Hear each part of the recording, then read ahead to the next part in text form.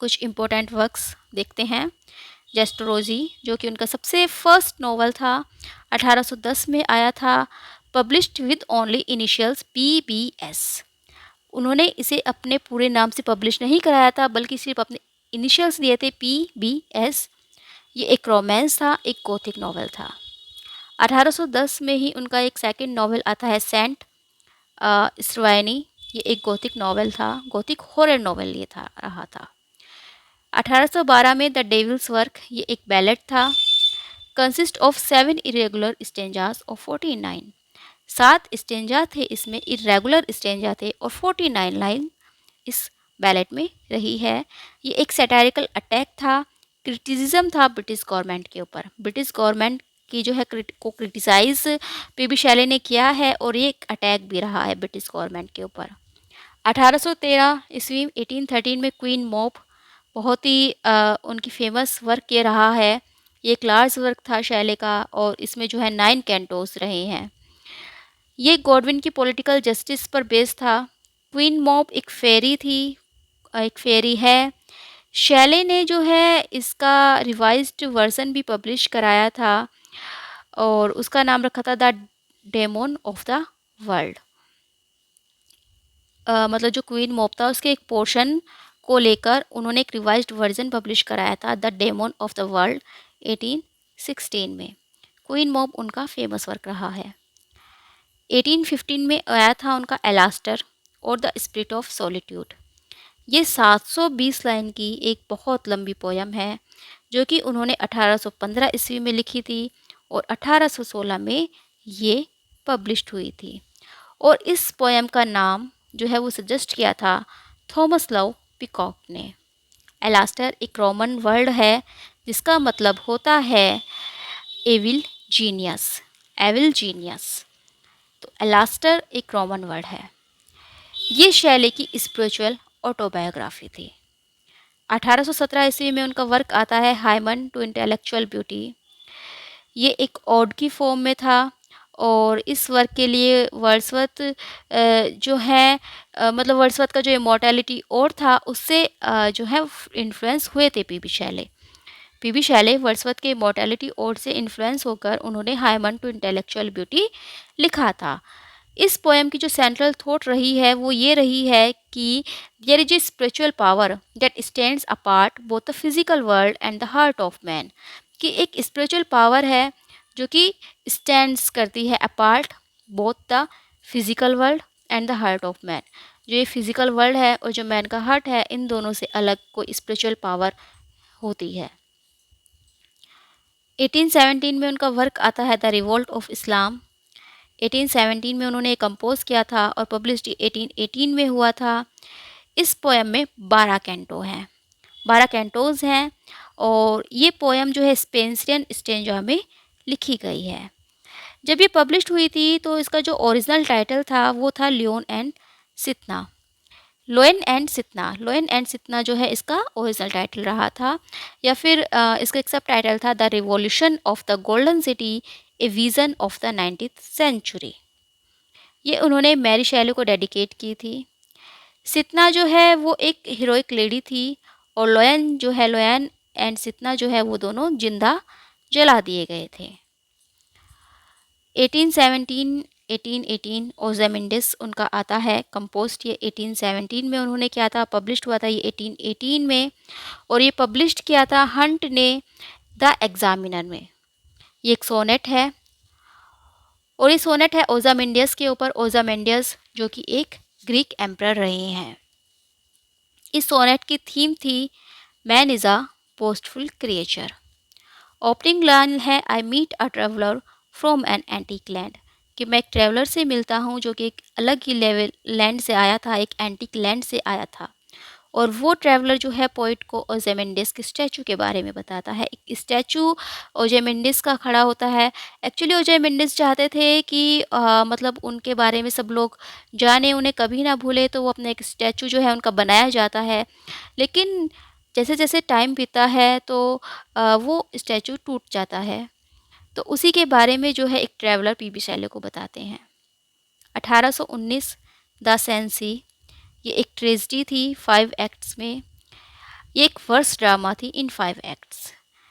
A realistic tragedy inspired by an Italian family, एक Italian family से inspire होकर उन्होंने ये वर्क लिखा था। और इसमें जो कैरेक्टर था काउंट सेंसी जो है इसका मेन कैरेक्टर था, और ये ब्लैंक वर्ड्स में लिखी गई थी। 1819 और टू द वेस्ट विंड 1820 में ये पब्लिश्ड हुई थी। Ode to the west wind उन्होंने लिखी थी नियर वुड्स फ्लोरेंस इटली में जब वो थे तब वो जो है उन्होंने वेस्ट विंड लिखी थी। और published as a part of collection Prometheus unbound के एक पार्ट के रूप में उन्होंने इसे पब्लिश कराई थी। इसके जो 5 सेक्शन है वो टर्जा रीमा में लिखे गए हैं। बाकी वैसे जो है ये आइम्बिक पेंटामीटर में लिखी गई है। जब ये पोएम शैली लिख रहे थे तो उनके माइंड में जो है पीटरलू मैस्केयर जो वो चल रहा था। पीटरलू का जो हत्याकांड हुआ था वो उनके दिमाग में उस वक्त चल रहा था।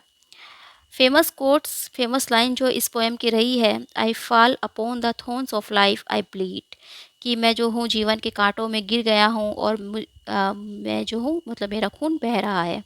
और lift me A wave a leaf A cloud, तो वो जो है वेव से कहते हैं, लीफ से कहते हैं, क्लाउड से कहते हैं कि मुझे उठा लो। इसकी सबसे इम्पोर्टेंट लाइन रही है, if the winter comes can spring be far behind, कि अगर सर्दियाँ आ गई हैं, सर्दियाँ आती हैं तो इसका मतलब ये है कि अब स्प्रिंग ज़्यादा दूर नहीं है। यानी कि अगर दुख आता है तो इसका मतलब है कि अब सुख ज़्यादा दूर नहीं है। इस पोएम की जो है मैंने एक्सप्लेनेशन की हुई है, आप लोग जाकर देख सकते हैं अगर आपको ये पोएम पढ़नी है। नेक्स्ट, टू ए स्काईलार्क की भी जो है मैंने एक्सप्लेनेशन की हुई है। आपको अगर ये पोएम पढ़नी है तो आप जो है लिस्ट में देख सकते हैं, प्लेलिस्ट में आपको मिल जाएगी। पब्लिश्ड इन 1820 1830 में ये पब्लिश्ड हुई थी। 5 लाइन के 21 स्टेंजा जो है इस पोएम में थे। और ये जो पोएम लिखी गई थी ये 1820 के स्प्रिंग में लिखी गई थी। शैले जो है स्काईलार्क को स्पिरिट ऑफ जॉय बोलते हैं। स्काईलार्क एक पक्षी है जिसको वो बोलते हैं spirit of Joy. Thomas Hardy ने भी एक पोएम लिखी है सैलेज स्काईलार्क के नाम से थॉमस हार्डी ने पोएम लिखी है। और जो टू ए स्काईलार्क थी इसकी स्टार्टिंग लाइन है, hail to thee blithe spirit, वो यहाँ पर स्काईलार्क को ब्लिथ स्पिरिट बोलते हैं और उनका वो स्वागत करते हैं। द मास्क ऑफ एनार्की, ये एक सटायर था जो कि 1819 में लिखा गया था। और ये जो है पोस्ट्यूमसली पब्लिश हुआ था 1832 में, यानी कि पीबी शैले के मरने के बाद जो है ये पब्लिश हुआ था। ये एक पॉलिटिकल पोएम थी और ये जो है वही पीटरलू जो हत्याकांड हुआ था उसके ओकेजन में लिखी गई थी। पीटरलू का जो मैसेकर हुआ था वो 16 अगस्त 1819 को हुआ था। नेक्स्ट उनका वर्क आता है इंग्लैंड इन 1819। ये एक पॉलिटिकल सोनेट रहा है। 1819 में जो है ये उन्होंने लिखा था और 1839 में ये पब्लिश हुआ था। Inspired by Shelley's anger and shock in regard to the condition of England at that time, उस टाइम इंग्लैंड की जो कंडीशन थी उससे जो है पीबी शैले जो है गुस्सा भी थे, शौक भी थे और उसी से इंस्पायर होकर उन्होंने इंग्लैंड इन 1819 लिखा है। नेक्स्ट उनका वर्क आता है प्रोमेथियस अनबाउंड। ये भी उनका एक फेमस वर्क रहा है। 4 एक्ट थे, लिरिकल ड्रामा ये रहा है। 1822 में पब्लिश हुआ था। इसको क्लोजेट ड्रामा भी कह सकते हैं और लिरिकल ड्रामा भी। क्लोजेट ड्रामा वो ड्रामा होते हैं जो कि स्टेज पर परफॉर्म नहीं किए जाते, केवल पढ़े जाते हैं। सोर्स प्रोमेथिया बाय एस्क्यूलस, इसका जो सोर्स रहा है वो एस्क्यूलस के प्रोमेथिया नाम के एक वर्क से रहा है, जो एक क्लोजेट ड्रामा था। इसको जो है शैले का मास्टरपीस कहा जाता है।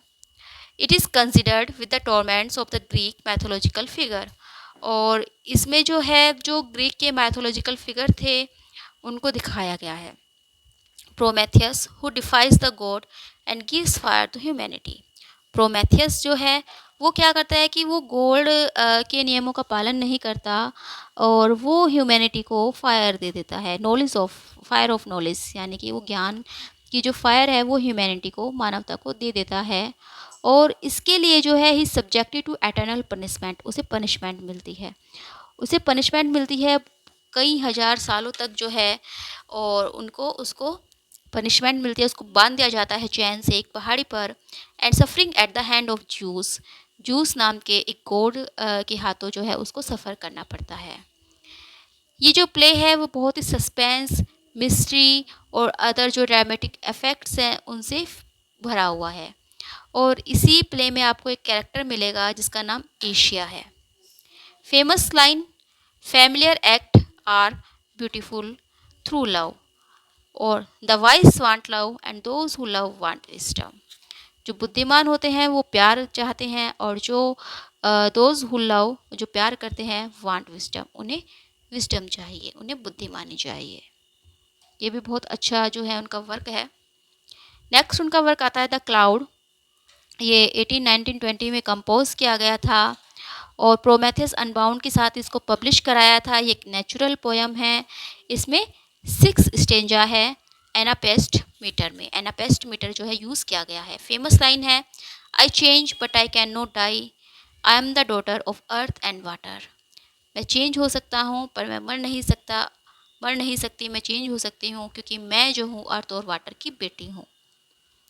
नेक्स्ट उनका वर्क आता है एपिसाइकिडियन। एपिसाइकिडियन जो है ये 1821 में पब्लिश होता है। It presents platonic love. Platonic love को ये प्रेजेंट करता है। प्लेटोनिक लव जो पहले बताया था, एक ऐसा लव जिसमें सेक्सुअल डिज़ायर नहीं होती, फिजिकल डिज़ायर नहीं होती। ये एड्रेस है countess Teresa Vireni, the daughter of the governor of Pisa. Pisa के गवर्नर की जो बेटी थी। The triumph of life. Triumph of life उनकी एक अनफिनिश्ड पोएम रही है। 1822 में इन्होंने इसको लिखा था in terza rima. It was first published in the collection posthumous unbound. जो पोस्थ्यूमस पोएम्स जो उनकी हुई थी 1824 में पब्लिश्ड, पोस्थ्यूमस पोएम्स यानी कि जो उनके मरने के बाद पब्लिश हुई थी, उस कलेक्शन में ये सबसे पहली पोएम थी। इस पोएम में उन्होंने फॉलोइंग फिगर जो है मतलब कुछ फिगर्स रही हैं, जैसे रूसो, बैकन, प्लेटो, नेपोलियन बोनापार्ट, इनको जो है उन्होंने अपनी इस पोएम में मेंशन किया है। नेक्स्ट उनका वर्क आता है ए डिफेंस ऑफ पोइट्री। ये एक ऐसे है जो कि 1821 में पब्लिश हुआ था और उन्होंने जो है ये पोएम लिखी थी थॉमस लव पिकॉक की पोएम के रिस्पॉन्स में, द 4 एजेस ऑफ पोइट्री।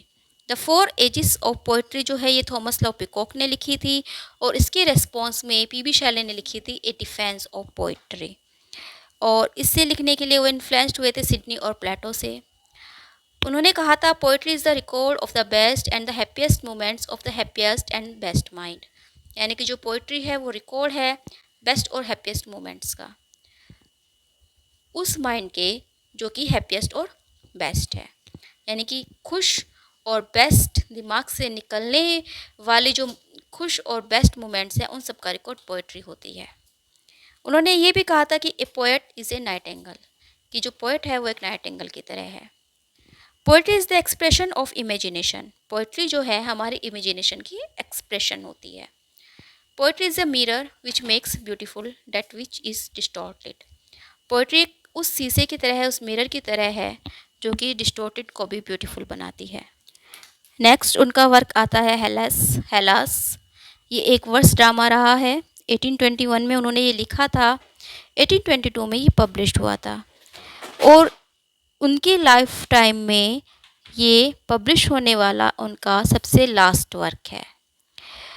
उन्होंने जो है इसको पब्लिश कराया था ताकि वो कुछ पैसे इकट्ठा कर सके for the Greek war of independence. Greek war of independence के लिए वो पैसे इकट्ठा करना चाहते थे, इसीलिए जो है उन्होंने इसे कंपोज किया था। नेक्स्ट उनका वर्क है द विचेस ऑफ एल्टास। द विचेस ऑफ एल्टास ये एक फैंसीफुल पोएम है। 1820 में ये लिखी गई थी, 1824 में ये पब्लिश्ड हुई थी और इसमें जो है 78 स्टेंजास हैं जो कि ओटेवा राइमा में लिखे गए हैं। और ये जो पोएम उन्होंने कंपोज की थी ये उन्होंने जो है in 3 days at the baths of San Giuliano near Pisa Italy from 14 to 16 August 1820। यानी कि जब वो पीसा के पास बाथ्स ऑफ सन ग्युलियानो में थे इटली में, तो 14 से लेकर 16 अगस्त के बीच केवल 3 दिन में जो है उन्होंने ये पोएम कंपोज की थी। इट कंटेन्स यूटोपियन थीम्स, इसमें जो आपको यूटोपियन थीम्स देखने को मिलेगी, जो कि इससे पहले क्वीन मॉब में उन्होंने प्रयोग की थी, क्वीन मॉब में उन्होंने यूज़ की थी। ये एक नैरेटिव पोएम है मिस्ट्री और सस्पेंस की। इस पोएम में आपको मिस्ट्री और सस्पेंस देखने को मिलेगा। नेक्स्ट, एडोनीस। एडोनीस एक पेस्टोरल एलिजी है और एडोनीस उन्होंने जॉन कीट्स के ऊपर लिखा था। जॉन कीट्स की डेथ हो गई थी तो उसके ऊपर जो है वो उन्होंने एडोनीस लिखी थी। इसमें 55 स्पेंसियन स्टेंजास हैं, यानी कि एक स्टेंजा में 9 लाइन्स हैं और इसमें जो है टोटल 495 लाइन्स हैं। पीटर बॉल द थर्ड, ये शैले की पैरोडी है। वर्ड्सवर्थ की जो पोएम रही है पीटर बॉल, उसके लिए उसके ऊपर मतलब जो है पैरोडी शैले ने बनाई है और वो जो है पीटर की प्रोग्रेस दिखाते हैं 7 सेक्शन में। 7 सेक्शन में जो है वो पीटर की प्रोग्रेस दिखाते हैं। Death, the devil, hell, sin, grace, damnation और डबल डैमनेशन। नेक्स्ट है उनका वर्क द इंडियन सेरेनेड। ये जो है ये एक शॉर्ट लिरिक है, इसमें 3 स्टेंजास हैं और ये लिखा गया था मिस सोफिया स्टेसी के लिए, जो कि एक सिंगर थी। 1819 में जो है ये लिखा गया, पब्लिश हुआ था 1822 में और ये पब्लिश हुआ था द लाइब्रेल में, लाइब्रेल जो कि ली हंट की मैगज़ीन है। नेक्स्ट उनका वर्क एलिमेंट, ये एक शॉर्ट लिरिक है, केवल इसमें 2 ही स्टेंजास हैं और हर स्टेंजा में 5 लाइन, यानी कि 10 लाइन का एक छोटा सा लिरिक है। 1821 में ये लिखा गया था।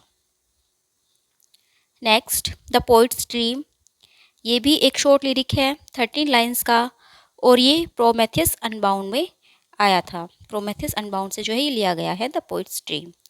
जूलियन एंड मेडेलो, ये एक कन्वर्सेशन पोएम है और इस पोएम में 617 लाइन्स हैं, 617 लाइन्स हैं। तो ये जो है उनके कुछ इम्पोर्टेंट वर्क थे। Now let's see the comments on Shelley. Shelley के ऊपर जो है किसने क्या कमेंट्स किए हैं, किसने सैले की तारीफ़ की है, किसने जो है उसकी तारीफ़ नहीं की है। तो मैथ्यू आर्नोल्ड ने जो है सैले के लिए कहा था, a beautiful but an in effectual angel beating in the void his luminous wings in vain। Arnold ने जो है सैले को मेलोपोइक भी कहा था। एसी स्विनबर्न ने सैले के लिए कहा था, he was alone the perfect singing god, his thoughts words deed all song together. Shelley's का जो वर्क रहा था प्रोमेथियस अनबाउंड, उसको जो है among the sacred books of the world ये कहा था W.B. यीट्स ने, यानी कि जो संसार की जितनी भी सेक्रेट बुक्स हैं उनमें से एक शैले का प्रोमेथियस अनबाउंड है। बायरन ने शैले को कहा था the most gentle, the most amiable, on the least worldly minded person I ever met. Long ने कहा था Wordsworth found and Shelley lost himself in nature, कि वर्ड्सवर्थ ने तो जो है नेचर को पाया था और शैले ने जो है खुद को नेचर में खो दिया। तो ये कुछ कमेंट्स थे जो पीबी शैले के ऊपर किए गए थे।